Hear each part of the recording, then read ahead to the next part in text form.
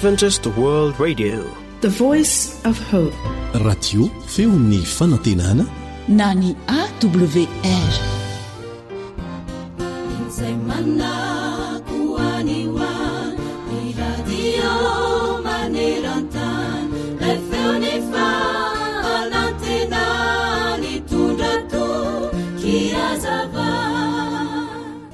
Ry namako, aza vela hitondranao any amin'ny fankahalana mandrakizay ny alahelo mandalo anio. Toa sarotra amintsika matetika ny mamela ny eloko ny hafa e. Toa manahirana antsika ny manohy indray ny tetezana efa tapaka. Arakaraka ny azonantsika izany alahelo izany anefa, no voamaika hampitombo ny alahelontsika eny, ka tonga hatramin'ny fahampitehana mihitsy aza. Tsy aleo ary ve manao dingana ampanetretena mba azo fifaliana feno indray, toy izay anandra-tena amin'ny fo feno ratra izay fifaliana ety ivelany ihany. Ho anao izay miaino ary, aza mangatakandro fa anio ihany dia mangata famelana ary mamela eloka ihany koa. Fa ho hitanao fa ny fotsy misy alahelo dia mahatsiaro maivana sy sambatra. Ny fo feno alahelo sy belolom-po kosa dia mavesatra sy animba ary amotika. Eny, mety hitondra amin'ny fandravana aza. Mety ho sarotra sy mafy tokoa ny anao izany dingana izany, kanefa ho vitanao ny anao izany rehefa milefitra sy mangataka fanampiana amin'ilay rainao any an-danitra ianao.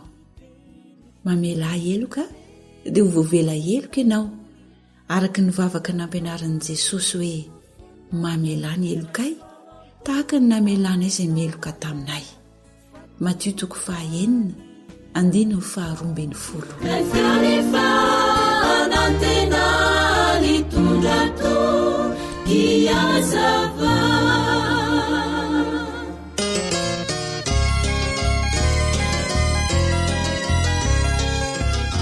Tarika Cœur de l'hymne.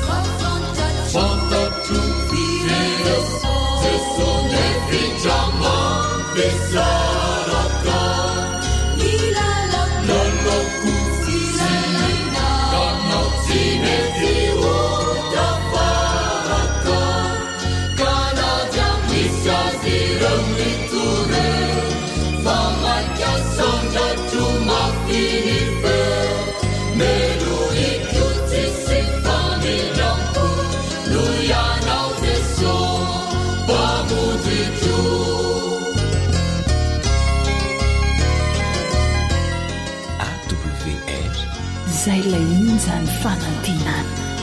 Fantatro fatsy morako miana tanterakany dididibe tsarany fo ka mampioaky sianao Jesolo ianterako hanampy eo amin'ny terako amolonyotany foterako si avelako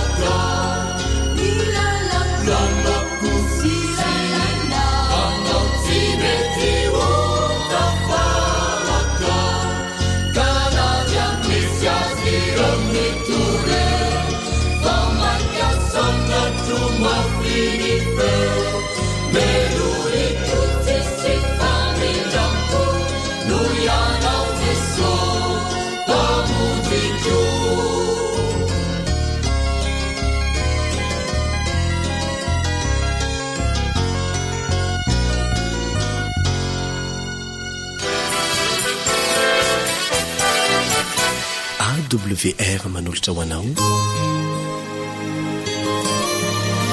feon'ny fonantenana.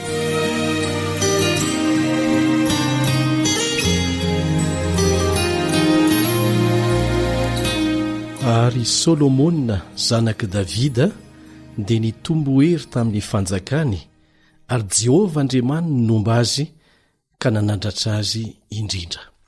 Tantara faharotoko voalohany ka ny andininy voalohany. Dia faly miarabanao indray ny mpiara-mianatra ny tenin'Andriamanitra aminao Elion Andriamitansoa. Manasanao mba hiaraka hivavaka amiko milohan'ny hidirantsika amin'ny tsipirian'ny anatra sy ny fampianarana izay omen'Andriamanitra antsika amin'ny ity anio ity.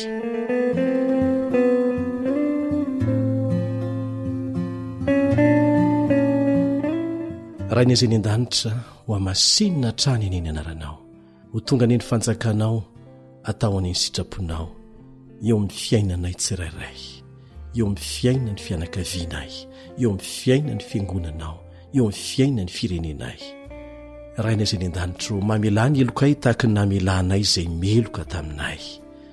Mangataka anao izay mba hanamasina izao fiarah-mianatra ny teninao izao, amin'ny alalan'ny fanatrehany fananao masina, hampianatra anay ny sitraponao amin'ny anaran'i Jesosy.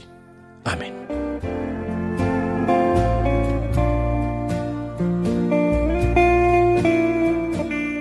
Isika rehetra, na izaho na ianao, na inona toerana misy antsika, dia samy maniry hanana fahendrena. Asa na mba efa niloka tamin'ny vavanao ny teny tahaka an'izao indray nandeha hoe nanenenako nandraisana niny fanapakevitra iny. Tena tsy nandinika tsara, tena tsy endry aho. Ary tsy indray mandeha no miloka amin'ny vavantsika izany. Mety tsy miloka amin'ny vavantsika koa aza, fa ao an-tsaintsika ao. Fa dia manenina isika te hanana fahendrena. I Solomona dia voalaza fa lehilahy endry indrindra teto amin'ity tany ity. Inona ny tsy ambaratelony? Raha iverenantsika ilay teny novakiana teny am-boalohany ao amin'ny tantara faharotoko voalohany, andininy voalohany, dia izao no voalaza fa tsy ambaratelony eo amin'ny tapany faharoa, Jehovah Andriamanina nomba azy ka nanandratra azy indrindra. Ny tsy ambaratelon'ny Solomona zany dia ny fiarahany tamin'Andriamanitra. Zay no hevitry ny hoe Jehovah Andriamanina nomba azy. Miaraka taminy, zay no hevitry ny hoe nomba azy. Ary rehefa miaraka aminao Andriamanitra dia zavatra rehetra ho anao izy. Zao ny vakitsika eo amin'ny andininy fahaenina. Ary Solomona nanatitra fanatitra teo amin'ny alitara varahana teo anatrehany Jehovah, zay momba ny tranolay fionana, fanatitra dorana arivo ny nateriny teo. Tamin'ny alin'iny no sehon'Andriamanitra tamin'ny Solomona ka hoy izy taminy, angatao izay tianao omeko anao. Angatao izay tianao omeko anao. Rehefa manolotra amin'ny fotsika manontolo ny tenantsika sy izay ananantsika amin'Andriamanitra isika, dia izao no valiteny omen'Andriamanitra antsika. Angatao izay tianao omeko anao. Dia izao ny valiteny meny Solomona eo amin'ny andininy fahavalo. Hoy Solomona tamin'Andriamanitra, ianao efa naneho fahasoavana lehibe tamin'i Davida raiko, ary nampanjaka handimby azy, ko ankehitriny ry Jehovah Andriamanitro, aoko tanteraka ny teninao tamin'i Davida raiko, fa ianao efa nampanjaka ahy tamin'ny vahoaka marobe tahaka ny vovotany, koa omeo fahendrena sy fahalalana aho, hitarihiko reto vahoaka ireto mivoaka sy miditra, fa iza no hainy tsara izao olonao betsaka izao. Dia hoy Andriamanitra tamin'i Solomona, satria tao am-ponao zany, ka tsy nangataka vola mankarena ianao, na voninahitra, na ain'ny fahavalonao, ary tsy nangataka ho ela velona aza, fa nangataka fahendrena sy fahalalana hitsarahanao ny oloko izay nampanjakako anao, dia omenanao ny fahendrena sy fahalalana, ary omeko vola mankarena sy voninahitra koa ianao, mihoatra noho izay nanana ny mpanjaka rehetra na iza tany alohanao, ary tsy hisy anana tahaka an'izany ny any aorinao.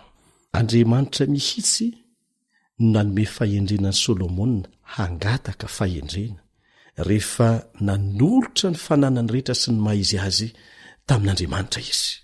Ary vokatra izany dia tsy fahendrena irery sy fahalalana nomen'Andriamanitra azy, fa nomeny azy koa vola makarena. Tsy avy amin'ny fahendrena izay nananan'i Solomona arak'izany, na avy amin'ny hareny tsy hitanono, na avy amin'ny hery lehibe teo aminy, na avy amin'ny laza ny eran-tany ny voninahitra ny fanjakan'i Solomona tamin'ireo taona voalohany nanjakany, fa avy amin'ny voninahitra izay nomeny ny anaran'Andriamanitra ny Israely tamin'ny alalan'ny fampiasana feno fahendrena, ny fanomezana no raisiny avy any an-danitra. Teo amin'ny fahatanorany mihitsy Solomona dia efa nanana fahamendrena. Vokatry ny fahendrena nomen'Andriamanitra azy dia gaga ireo firenena hafa nanodidina ny zanak'Israely nahita ny fahalalana sy ny alalinan-tsaina nananany Solomona. Natonga azy ho tafasaraka tamin'Andriamanitra nefa niavonavony noho ny firoborobony zany lazany sy ny arenan'izany taty aoriana, ary eo no tokony hitandremantsika tsara. Rehefa misy olana mahazo atsika, na misy asa lehibe tsy maintsy hatrehitsika, dia mangataka fahendrena amin'Andriamanitra isika, mangataka hery sy fahalalana, eny mangataka arena koa aza. Rehefa omen'Andriamanitra izany isika matetika dia manadino an'Andriamanitra. Vokatra izany dia niala tamin'ny fifaliana avy amin'ny firaisana amin'Andriamanitra Solomona, nitodika tamin'ny fahafampo avy amin'ny filaniny nofo. Ry havana, tokony hakalesona avy amin'ny fiainan'i Solomona isika. Fantatry Satana tsara ny vokatsoan'ny fifandraisana amin'Andriamanitra tsy tapaka, ny fankatoavana an'Andriamanitra. Ary hitany tsara izany nandritry ny taona voalohany nanjakan'i Solomona, ary natonga ny fanjakany roborobo noho ny fahendrena, ny tompontsoa sy ny fahitsiana nananany. Ary dia noezany ny ampiditra hery miasa mangina izay animba tsy kelikely ny fahitsiany Solomona, nahatonga azy ho tafasaraka amin'Andriamanitra. Izay ingeny natonga an'i Jesosy ny teny hoe, raha misaraka amiko ianareo dia tsy mahay manao ninninina e. Aoka tsy hatoko tena rehefa mahita fahombiazana ka ho sahasah hisaraka amin'Andriamanitra. Nanao fahatsoana ve Andriamanitra tamin'ny hametrany an'i Solomona teo amin'ny toerana nisiny andraikitra lehibe tahakan'izany ry havana? Tsia! No manin'Andriamanitra hitanan'izany andraikitra izany izy, ary nampanantena ny fahasoavana sy hery raha toka mankatoa, izany hoe tsy misaraka amin'ilay loharanony tsy ambaratelo ny fahombiazany. Mametraka olona hitanandraikitra maro amin'ny toerana samihafa Andriamanitra. Tsy ny hanao ny sitrapony tenany amin'ny maha-olombelona azy anefa, fa hanao ny sitrapon'Andriamanitra. Ninina toerana misy ianao amin'izao fotoana izao dia tompon'andraikitra ianao. Mety ho raim-pianakaviana na renim-pianakaviana, mety ho filopoko tany, mety ho mpitondra amin'ny sokajin'asa samihafa. Raha mbola tsy misaraka amin'Andriamanitra ianao, raha mbola mankamamy ny fitsi-pitondran'Andriamanitra koa ianao, dia ho tahiny sy hatanjany, ary ataony fitaovana ahatanteraka ny sitrapony, hitondra fitahiana ho an'ny rehetra izay adidinao eo am-pelantanany. Tsy afoin'Andriamanitra naoviana izay mandeha amin'ny-pahatokiana, ary mifikitra aminy na inona toe-javatra miseho. Nambaran'Andriamanitra tamin'i Solomona fa raha mandeha araka ny sitrapon'Andriamanitra izy, dia hiara-dalana amin'ny fitahiana, omena azy ny fahendrena, kanefa indrisy nivadika tamin'ny fifanikany io Solomona, nanaraka ny fironan'ny fony izy, navelan'Andriamanitra andeha araka ny safidiny. Ary dia ho faty mandrakizay tao anatin'izany safidy izany izy, raha tsy noho ny famindrapon'Andriamanitra. Ry mpiara-mianatra amiko, na inona toe-javatra miseho, na inona fahalemena mety mandalo amin'ny fiainanao, na avy aminao no natonga an'izany na avy amin'ny hafa, aza misaraka amin'Andriamanitra.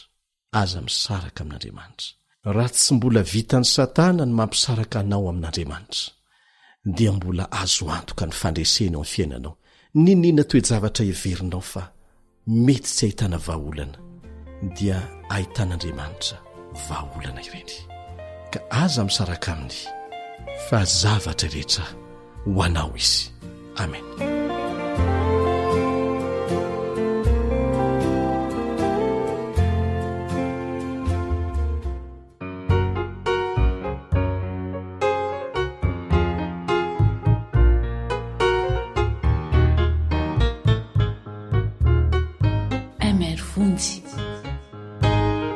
Ranioloko izay natsona miny anarako no ho avy anetry tena, no ho avy anetry tena.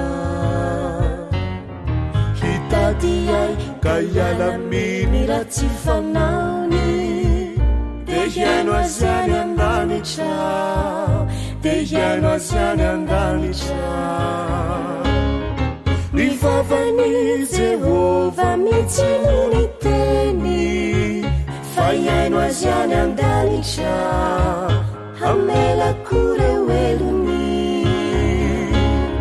Tsy misy ho tsarovana avako ireny, satria no sitrany ihany ko ny taniny. Raha ny oloko izay natsona miny anarako no ho avy anetry tena, no ho avy anetry tena. Hitady ay ka hiala miny raha tsy fanaony, de hiaino azy any an-danitra, de hiaino azy any an-danitra.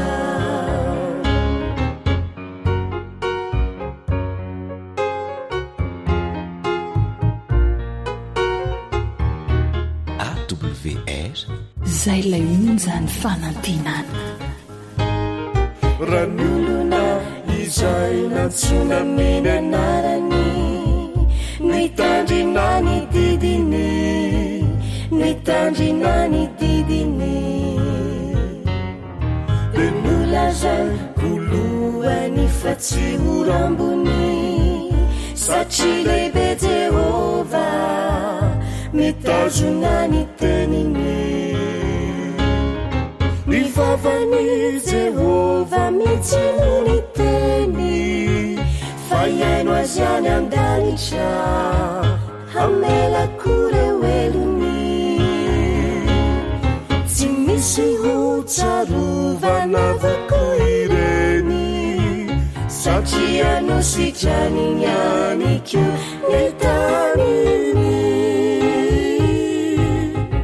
Raha ny olona izay natsona miny anarany, no hitandrina ny didiny, no hitandrina ny didiny. De nolazany kolohany fa tsy ho rambony, satria lehibe Jehova mitazona ny teniny, satria lehibe Jehova mitazona ny teniny.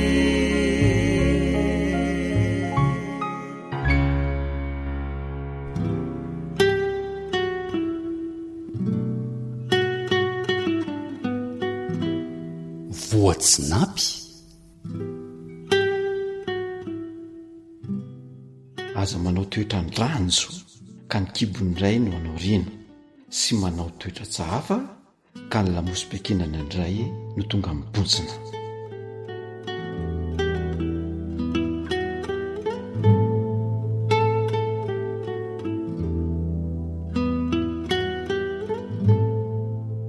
Ankoatra ny fiainoana amin'ny alalan'ny podcast, dia azonao atao ny miaino ny fandaharany radio AWR sampana teny malagasy amin'ny alalan'ny Facebook isanandro amin'ny ity pejy ity AWR feon'ny fanantenana.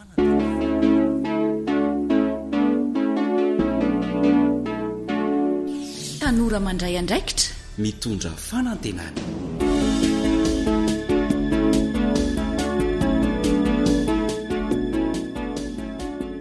Mahafaly ny ekipan'ny feon'ny fanantenana ny AWR ny miarahaba sy manasanao, indrindra fa ianao tanora anaraka ny fandaharana izay natokana ho antsika.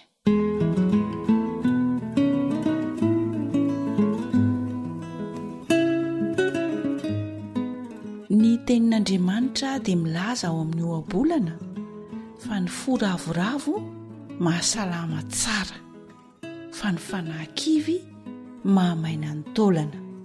Ny fo ravoravo mahamiramirana ny tarehy, fa ny alahelo ny fo mahareraka ny fanahy. Dia miankina aminao izany ny mety hahafaly na ahakivy na hareraka anao, fa rehefa zatra mijery lafin-javatra tsara ianao eo amin'ny fiainana dia ahita fifaliana sy fiadanam-po. Raha zatra mijery lafy ratsin-javatra kosa ianao dia ho arak'izay koa ny fiainanao, ka na dia zavatra faran'izay bitika monja aza dia lasa mety hahakizitina anao, mety mora marary ianao, mora tezitra sy ny sisa. Noho izany dia aleo mahakasika izay indray ary no resahantsika eto amin'ny fandaharana. Arao kely eny aloha tia tantara ity esantionany miresaka ny amin'izany atao hoe mijery lafy tsaran-javatra na mijery lafy ratsin-javatra izany eo amin'ny fiainana. Dia avy eo hiaraka handray lesona sy torohevitra mahasoa isika miaraka amin'ny namana Elion. Meno finaritra.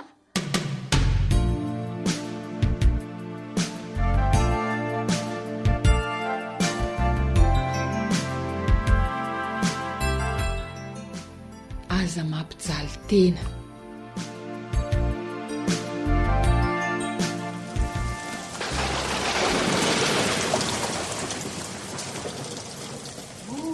Lydia! Oh, ahorony aingana aloha reo lamba miahy eo an-davarangana ireo fa avy izany orana izany.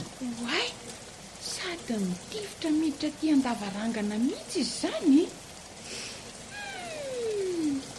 Zay le tiako rehefa avy ny orana. Manitra ery fofotany. Tsara! Adala mihitsy ty lidy Andray! fofotany a fofotany. Orana mandena be zaoko tiako atiako. Ohatray, mamy a, idio aingana aloha varavarakely fa miditra ane le orana e. Mamy a, toy ilozanao mijajirika fotsiny eo e. Jereo fa lena ny gorodina. Zao le tsy tiako amin'ity orany ty mihitsy roneny ka Andre, manimba zavatra tsy. aza ilozanao menimenina eo rehefa idio ny varavarakely e. Avy eo fa omaina tsara io gorodona io sao dia ampianjera eo indray. Ka hitanareo amin'izao maratsy an'ity orana avy ty, mandena matsiravina mihitsy. Esy, zany ve dia atsiravina ary mamy a. Mitondra hery fotsiny dia tsy lena. Ary aleo aloha hitatorana fa tsy aleo diokanao eto ka. Tso, mandreraka be le mitondra heriko. Nareo vehivavy angamba mety amin'izany, mahavesatra entana be fotsiny. Sady amin'izay ianao raha tratra ny orana ao anaty fiara, zara raha misaka le fiara, dia lany andro ao, nefa mbola mety ho lena indray mivoaka avy ao. Mamorona fitohana amin'ny fiara fotsiny tony orany toniko. Ka soa aza ny mba ao anaty fiara ny tratran'ny orana raha izany e. Mba tsy lena. Tso, Moa azo atao ihany koa ane mialoka ary mamy e. Sady mandrotsirotsy ane ny miaino ny feoan'ny orana e. ny orana raha manimba lalana ary ny eny a, amin'izay lasa malama be salamin'inona le. Dia tsisy zavatra tsara mihitsy ve hita amin'ny mamy e. Jereo tsara fa rehefa avy be ohatran'izao zao ny orana dia lasa voadio ny lalana. Io lavarangantsika io zao tsy mila sasana intsony raha pitsy fa efa voadioan'ny orana. Dia mahazo aina daholo sady maniry tsara ery ny fambolena sy ny voninkazo vokatry io orana io. Neny koa mahita lazaina foana aho. Ko marina ane zany e. Efa masaka angariny eny le katsaka soronono fa tena noana be mihitsy aho zany. Ie, jereo ao an-dakozia eo e.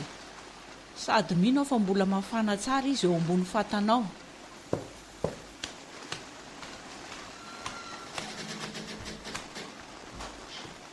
Lydia, fa ino ty petsapetsa be eto ambaravaran'ny lakozia ity?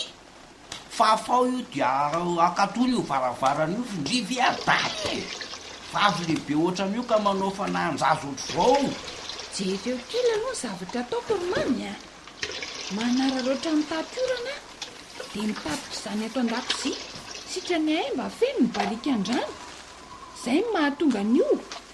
rehefa avy eo io petsapetsy io azo fafana fa ny orana raha mijanona tsy azo tatazana tsony fa ngaho tsisy ranotsony e indriny tianao an'izany ory mamy a dia tsy mba mahita lafy tsara ny amin'ny fiainanao sy ny hafa mihitsy ve ianao io e ko inona ny lafy tsara hita amin'izao mandy velona sy be fotaka maloto be zao ka zao no teneniko anao ry mamy a ny toetsainao mihitsy ny mamotaka sy maloto ka mila diovina sy amboarina zany ny mahatonga anao tsy mahita lafy tsara ntsony avereny tsara hoe vavandrily lidy ka marina izany ary finony zao adinareo dahato zao e izy manao ny tsy mety indraingerineno manetsikeliko e be tsara velatsitsy za manampy anao indray na aizanao vava tsy anjarako anery mamy makarano fa asanao zany sady tsisy ranontsony tao nefa fantatro ny fahakisitinanao rehefa avy ny orana nefa tsy maintsy ameny rano amin'ny barika ianao dia zany na tonga nanampy anao mitatiorana eto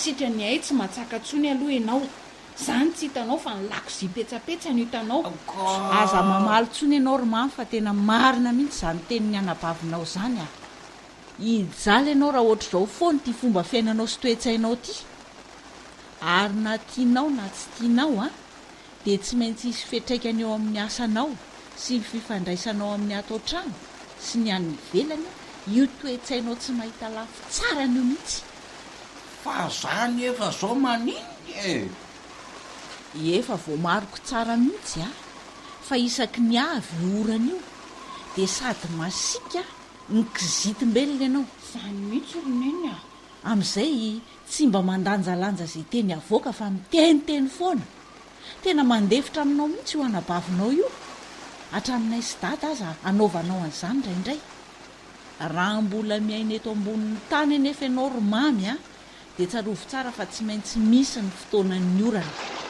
dia ahoana hoaiza zany ianao ny tsy maintsy miova mitady ny lafy tsara ny ateraky ny orana fa tsy ny orana ny tedavinao foanana tsy isy tsony azonao zany marina mihitsy zany ry mamy a rehefa avy ny orana mba hafa kely iny zavatra hita mijery ny vorona malala mialika maintso daholo ny zavaboary ampiny rano maniry tsara daholo ny voro sy ny voninkazo sy ny sisy zany zao lafy tsara ny entin'ny ranonorana daholo tena marina mihitsy zany zao ianao a tsy matsaka ntsony fa efa ny fenony lidiny sy ny bendrano tsy zavatra mahafinaritra ve zany e ary ianao aza ny tokony hisotra ny lidy anabavinao mitondra fiadana-po sy mahamiran-davany ny eritreritra madio sy tia mijery lafy tsara ny eo amin'ny fiainana ary mamy dia zany ve mahatonga andritsy mora tezitra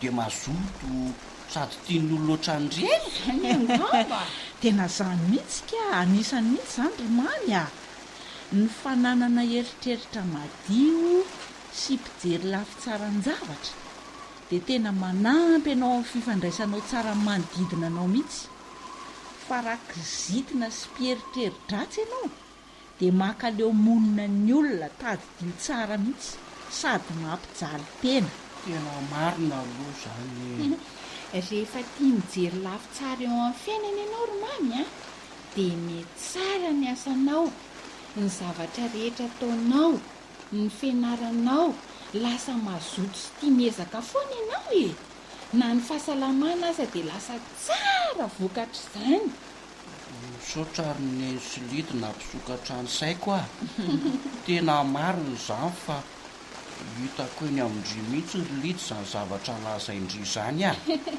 tiako koa any mba hanana n'izany toetra tsara izany edry inona manakana anao tsy hanana n'izany sady tsy mbola tara fa mezary e mifanampytsika sady zany eo ka mahatsiaro mijaly amin'le toetrako fa matika amin'ny fotsiny e maika fa ny hafa za mihitsy ny maharary saina hatramin'izay te iova fa mivavao a iezaka fa nahoana moa iezaka fa nahoana moa ny fanipaka be ny toetratsika da nefa samy zanaky dada sineny zao ihany e sady miara-tezainy zao ihany azako ataoko mamy fanaraka amin'ny anarako mihitsy ny zavatra ataoko manomboka tena tsara re zany ry mamy a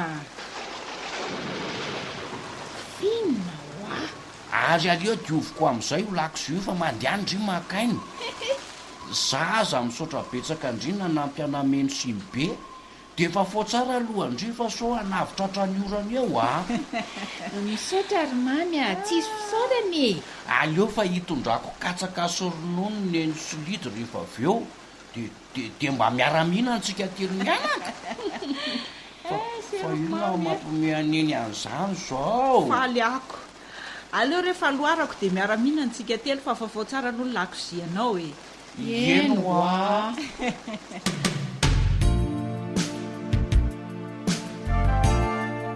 norenesinao teo tantara no soratany fanjaniaina nandrenesanao ny mpanoratra zoanitra ary naritiana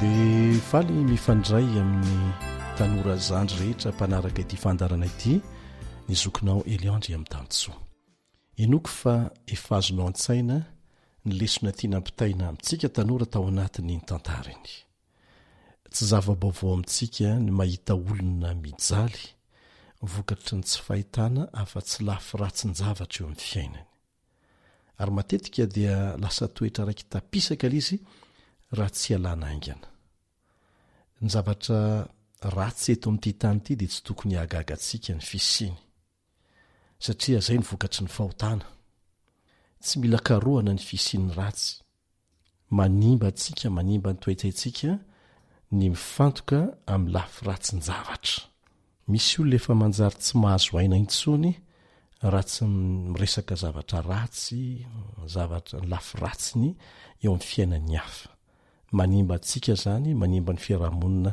ihany koa eto amin'ity tany ity dia mifangaro tsara sy ny ratsy zareo fa na ny voninkazo tsara indrindra nisan'ny tena malaza aza dia ny raozy dia ahitantsika tsilo ka raha mifantoka amin'ilay tsilo isika dia tsy ho hitantsika mihitsy ny hatsaran'ilay raozy ny olona tsy mahita fa tsy lafy ratsy ny eo amin'izay rehetra miseho ny fiainany dia tsy hahita fifaliana velively mihitsy ary ny ratsy kokoa noho izany aza dia ity miteraka retina mihitsy toetsaina tsy mahita fa tsy lafy ratsiny io rehefa miverimberina eo amin'ny fiainana etsy an-dany izany nefa dia mahasalama ny fiezahana mijery ny lafy tsarany eo amin'izay miseho amin'ny fiainanao sy manodidina anao misy teny tahakan'izao amin'ny soratra masinao manao hoe ny fo ravoravo mahasalama tsara fa ny fanahy-kivy mahamaina ny tolana ny fijerena ny lafy ratsin-javatra dia tsy hahatonga n'izany fo ravoravo zany mihitsy ary tsy hiteraka fa tsy fahakiviana hiteraka retiny izany fa ny fijerena ny lafy tsarany dia tonga anao hanana herim-po ho afaka mandeha mandrosondray hanao ny zavatra tokony atao eo amin'ny fiainana voapirofo ara-tsiansa ny fahamarinan'io teny voalaza eo amin'ny obolana 17:12 io afaka manazavan'izany aminao ny mpitsabo ry tanora zandrisany raha mbola eto amin'ity tany ity sika dia tsy ho tapitra fa hiamitombo aza ny faratsiana ary mety ho sarotra mihitsy aza indraindray ny ahita lafy tsara ny eo anatreny zavatra miseho tahaka ny fahafatesana ohatra tsy nitoejavatra na ny zavatra miseho rehetra nefa no tsy ahitana fa tsy lafy ratsy ny tanteraka tahaka an'izany kanefa na ny fahafatesana sasany aza dia mety ahitana lafy tsarany raha toa ohatra ilay olona nodimandry ka nijaly ela loatra tamin'ny aretina tsy nahitana fanafany indrindra moa raha olona manana an'Andriamanitra ho namany akaiky ilay olona nodimandry talohany nafatesany izay ilay hoe maty tao amin'ny tompo satria ny olona tahaka an'izany dia mahatoko fa ny zavatra rehetra dia nataon'Andriamanitra hiara-iasa soa azy ary azo ny antoka fa ho toromaso vetivety ihany ny fahafatesany satria tsy maintsy ho atsangany tompony izy ho atsangany amin'ny maty izy amin'ny fotoana iverenany indray eny amin'ny raony lanitra ny fianakaviana izay ny lozany koa raha tsara ny fifandraisan'izy ireo amin'Andriamanitra dia fanantenana azo antoka fa ampahery azy izany voalazany ten'Andriamanitra izany be dehibe ny tombontsi ho azon'ny olona miezaka mijery ny lafy tsaran-javatra manana rispo havita zavatra betsaka izay veriny hafa ho sarotra tanterahana ny olona tahaka an'izany. Ny fanananao eritreritra madio sy zatra mijeriny lafy tsarany a dia mahatonga anao ho lasa ravoravo mandrakariva, anana le antsoina hoe bonne humeur, ary tena zava-dehibe io a. Manampy anao anana fifandraisana tsara manodidina koa zany, satria ny olona monjomonjo lava tsy mahita fa-tsy lafy ratsiny eo amin'ny hafa tsy tia ny olona ifandraisana. Manatsara ny vokatra azonao eo amin'ny asa sy ny fianarana ataonao zany, satria manana rispo ianao, manana heritsaina ianao, fa tsy maintsy vitanao izay natomboka ao, satria tokony hatao zany. Ary koa miaro anao amin'ny fiahiahim-pony zany. Misy olona nge mivelona amin'ny présomption amin'izay zavatra hitany, zavatra tsy mbola misy akory, dia ahiahiny isy zavatra ratsy foana. Zany manimba izany. Ankoatran'izany ny fananana toetsaina tia mijery ny lafy tsarany dia manampy ny olona anankiray anana fatokiana fa avita hatramin'ny farany izay zavatra natombony.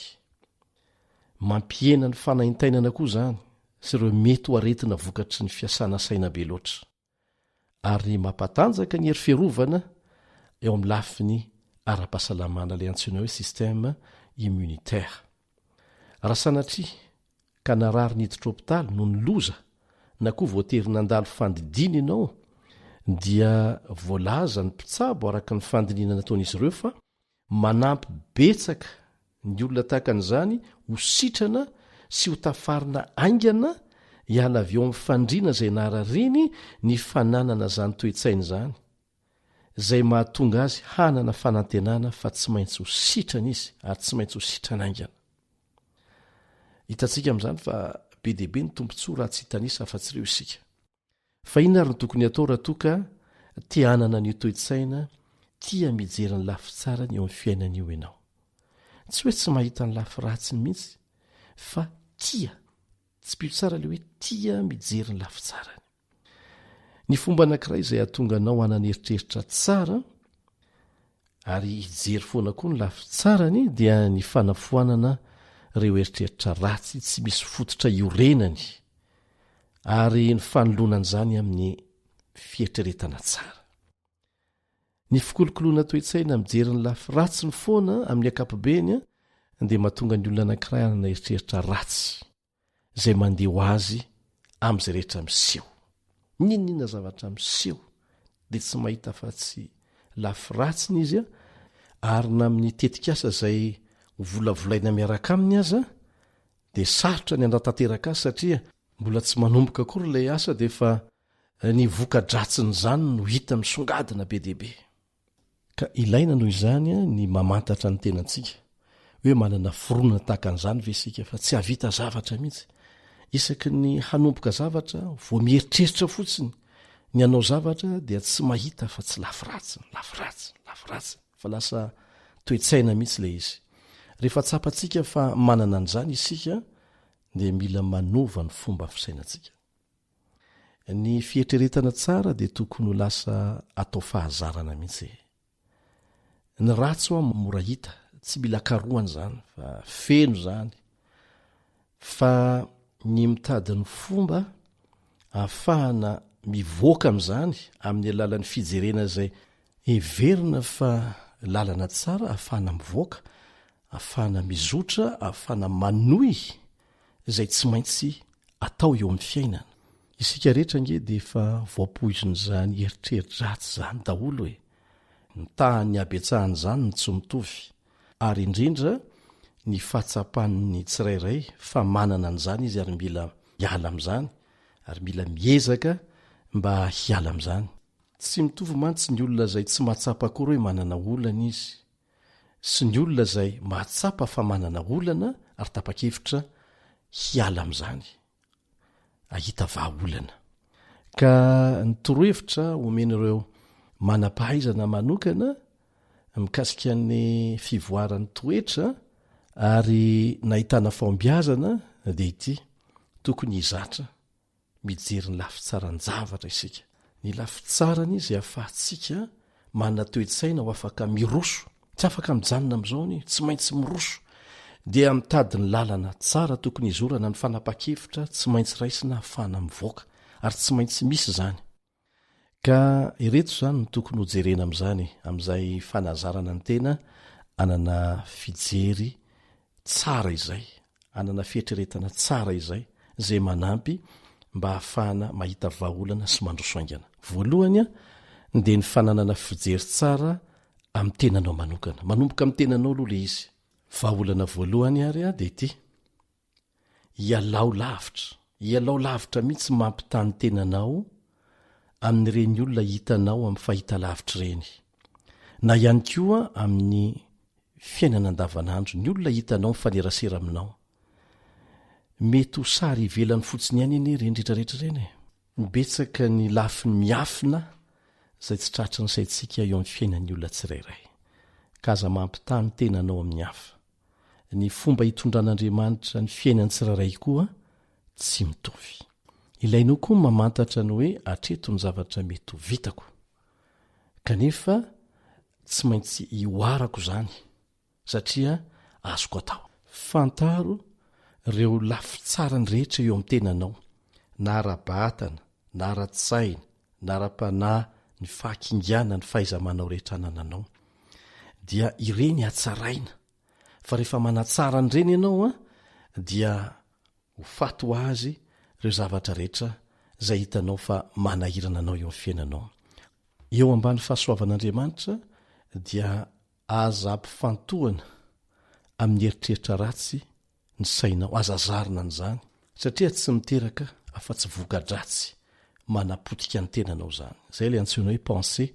autodestructive manaraka an'izany torohevitra manaraka dia ny fananana fijery tsara momba ny lasa voalohany a dia ny fananana fijery tsara amin'ny tenanao manokana ary ny faharoa ny fananana fijery tsara momba ny lasa tsy afaka hovaina intsony lasa ire olona aza manaiky ho ampifendrofendroiny satana amin'ny famisafisana ny lasa ratsy ny any azo atao dia ny manaiky an'izany eny fa na dia ireo fotoana tsy nafinaritra na sosotra tsy nahitana fombiazana azadiny fa olombelona mety diso ianao ary izay no antony nanomanan'Andriamanitra ny antsoina hoe famelan-keloka rehefa mangataka famelan-keloka aminy ianao ary minofa navelany zany eloka izany dia manaova fiaingana vaovao ny hevitry ny famelan-keloka omen'Andriamanitra anao dia ny famelananao mba ho afaka manao fiaingana vaovao indray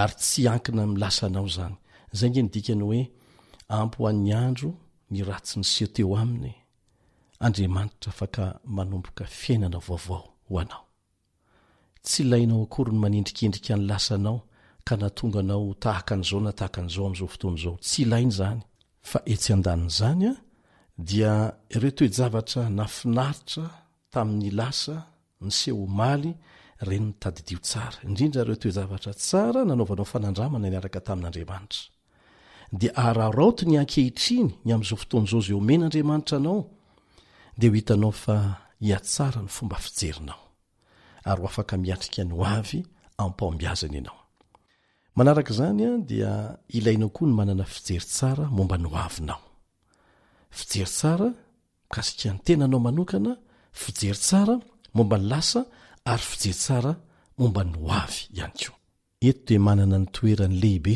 ny lafiny ara-panahy satria ny olona mahatoky an'Andriamanitra fa navelany eloka dia mahatoky any koa fa ny manome azy fahafahana manomboka fiainana vaovao Andriamanitra azo hovaina ny ho avy marimarina koa dia zao miankina betsaka amin'ny toetra sy ny fihetsika hoentinao anio ny ampitsonao sy ny ho avinao ny fietreretana ny ampitso amin'ny fomba feny fahatokiana sy feny fanantenana dia mampitombo ny mety anananao ny ho avy feny fahasambarana manaova planina ampahendrena eo ambany fitarihan'ny fanahy masina dia ampahafantariny ianao ny tokony ho ataonao sy ny tsy tokony ho ataonao azonao fantarina ny olana mety iseho zay le antsoina hoe proaktifa fa tsy mijanona eo ianao mba ahitanao fotsiny hoe inona ny vahaolana sahazan'izany avetrany dia manompoka sy mandroso avetrany ianao fa tsy mety ny mitaintaina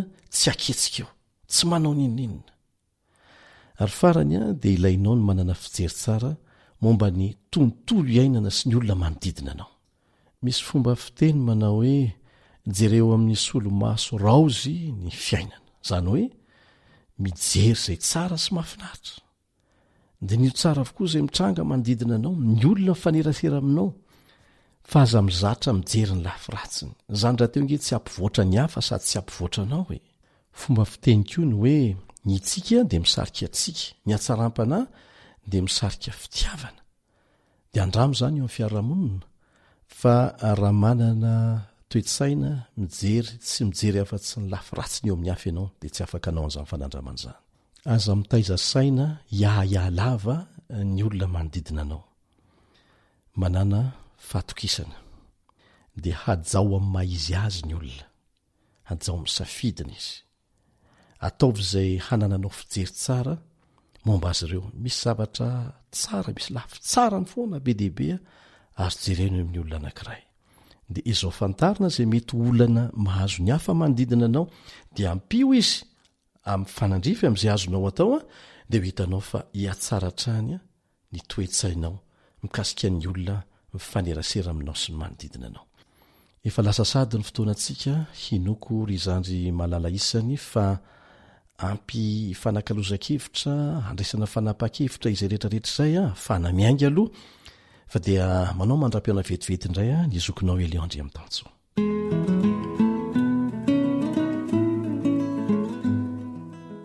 Izay ary no masaka azona roso antsika rehetra, indrindra fa ho anao tanora teto androany, izay antenaina fa nitondra soanao ny fanarahana izany miaraka amin'ny fanampian'Andriamanitra.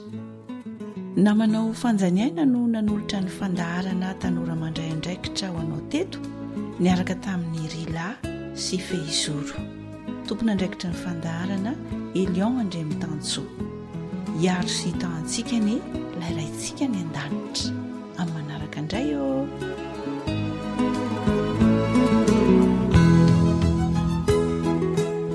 AWR téléphone 034 06 797 62 033 07 170 70.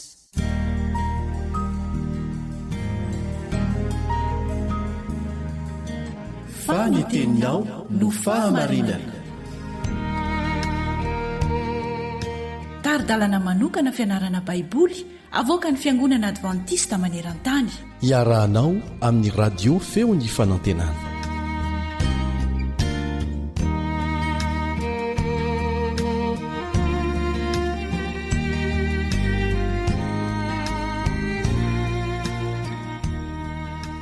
Manonona ny fiadanan'i Jesosy Kristy ho aminao sy ny ankonanao ry mpiara-mianatra ny soratra masina amiko, ny namanao Richard Andrianjatovo. Miarabanao amin'ny anaran'i Jesosy. Mbola ao anatin'ny firesana momba n'ilay fifanandrinana lehibe sika. Ary mandritra ny andro vitsivitsy moa sika, dia hitantsika ireo mpanavao fivavahana izay nentany ny fanantenana. Tsy inona io fanantenana io fa ilay fiavian'i Jesosy Kristy eny amin'ny rahaolanitra. Nientakentana tokoa, ny fony izy ireo, ary tsy mahindrano an-tongotra izy, fa nitety faritra maro, nitory ny filazantsara an'Andriamanitra. Tena zany ny atao hoe voaenta ny fanantenana. Androany kosa antsika dia ijery lohateny kely, ireo 320 andro ao amin'ny Daniel 9:4. Tena lesona somary sarotra io ary vitsy no afaka mahay manazava azy. Kanefa na dia zany ary, tsara trany no ametrahantsika azy eo am-pelantanan'Andriamanitra mba ny fanan'Andriamanitra izay nampanoratra amin'ny baiboly no ampiteny. Koa tsara ny vavahantsika. Rainay izay ny an-danitro, sotranao fa nomeno anay ny fahamarinana. Handinika fahamarinana goavana anankiray izay, dia ny amin'ny 320 andro, izay voalazan'i Daniel 9:4. Sokafy ny sain'ny mpiaino, ary oka ianao hanome ny fanahinao masina anositra molotro, mba ho izay sitraka ao no teneniko, tsy teniteny foana aho, ary ny mpiaino dia izay rehetra sitraky ny fonao no hoenony. Amin'ny anaran'i Jesosy Kristy no angatahana izany miaraka amin'ny famelana ny elokay. Amen.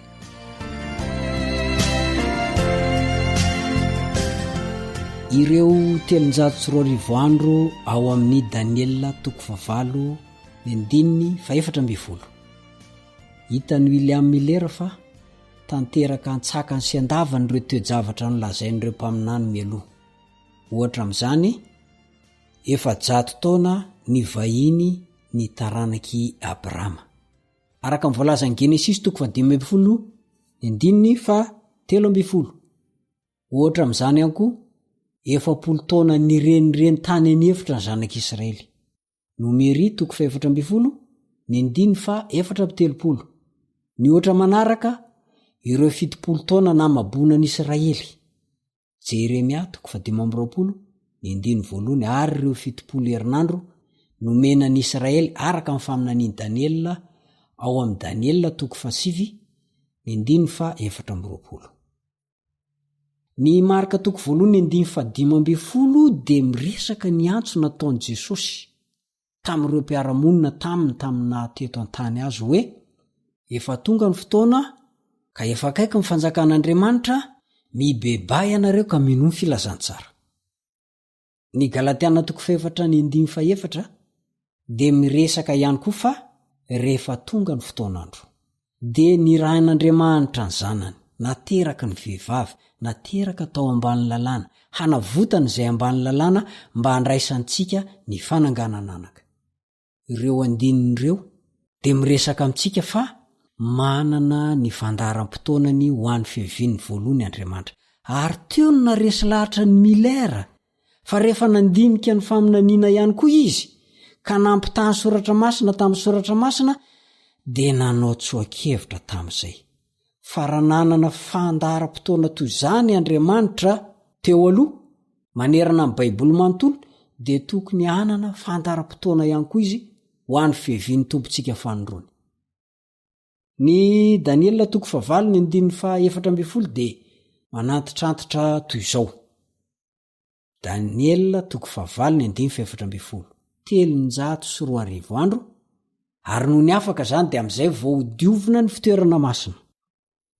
Fa inona tokoa moa ny toejavatra tokony hitranga amin'ny fiafaran'io 340 andro? Rehefa ho afaka 340 andro dia inona ny zavatra iseho? Ny tantaran'ny William Miller ilay niresantsika dia nekeny ilay fomba fijeriny be sy maro ny laza fa ny fanadiovana fitoerana masina lazain'ny Daniela 9:4 dia ny fanadiovana ny tany amin'ny afo. Ka tamin'ny kafanampo no nandinian'ny soratra masina mba hatakarana ny amin'ireo tranga manandanja toy izany. Hitany ny fifandraisana nisy tamin'ny Daniela 9 sy ny Daniela 7.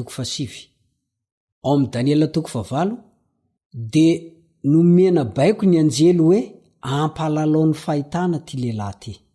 Daniela 9:15 misy an'izay.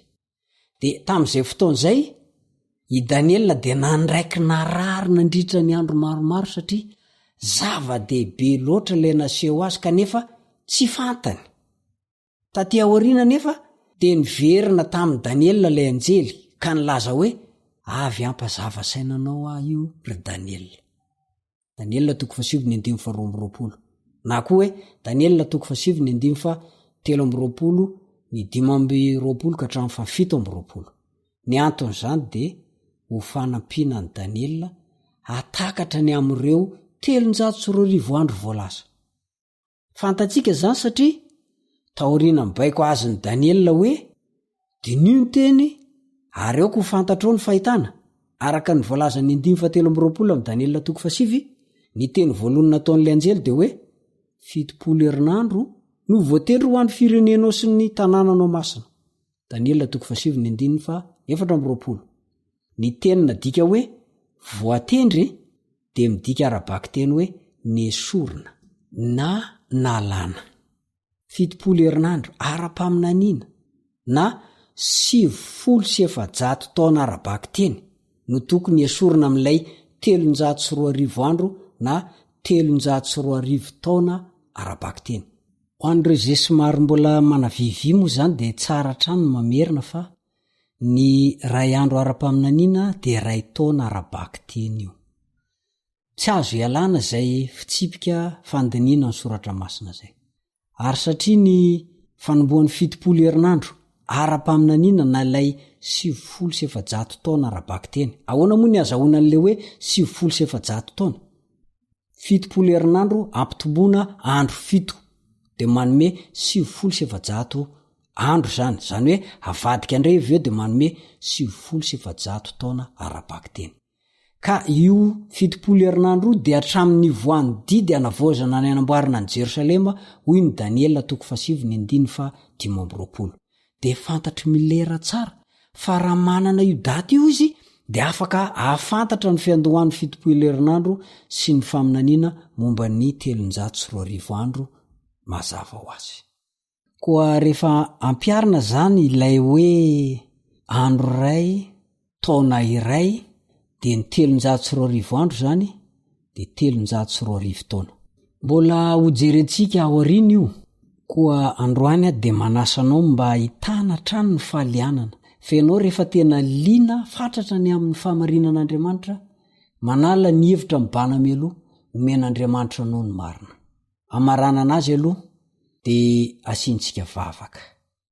Rainay zay ny an-danitro misaotra fa meno anay ny fotoana androany, na afahanay ny ona miara ny anitra ny soratra masina teto. Mamela ny eloko mamindrafo amiko toy izany koa ty namako zay mpiara-mianatra ny soratra masina amiko ity. Ho eo ambany fitantananao ane ny fiainanay tsirairay avy, ary ny ho avy rehetra de mbola kinina eo ampelantananao. Koa meteza anao ijery anay, hitantana ny fiainanay. Amin'ny anaran'i Jesosy no angatana izany. Amen.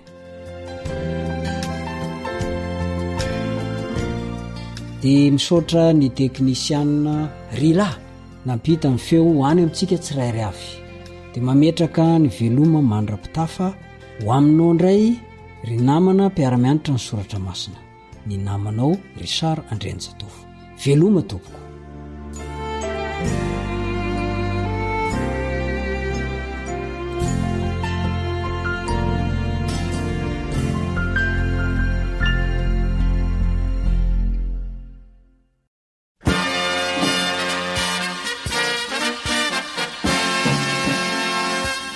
Adventist World Radio, The Voice of Hope.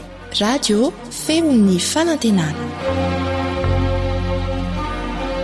Ny farana treto, ny fanarahanao ny fandaharan'ny radio feo fanantenana na ny AWR amin'ny teny malagasy.